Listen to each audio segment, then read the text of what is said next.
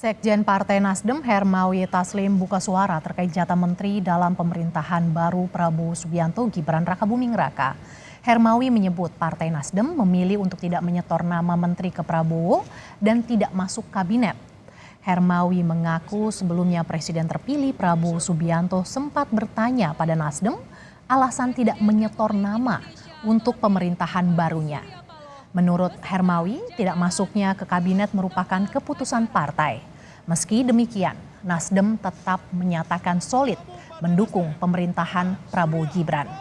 Hermawi menegaskan jika keputusan untuk tidak menyetorkan nama ini bukan merupakan penolakan, tetapi lebih ingin untuk memberikan sumbangsi meski tidak ada kadernya yang menjadi menteri.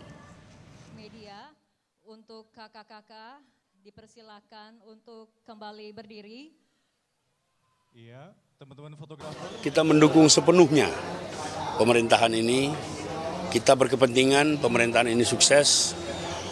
Tapi atas dasar pertimbangan banyak hal, kita memutuskan juga untuk tidak masuk dalam kabinet. Menurut kita, pikiran-pikiran kita kalau diterima itu jauh lebih penting daripada kita masuk dalam kabinet. Pikiran-pikiran kita, kontribusi kita terhadap berbagai hal itu akan jauh lebih berarti daripada secara fisik kita masuk. Tapi kita bagian tak terpisahkan dari pemerintahan ini. Oke?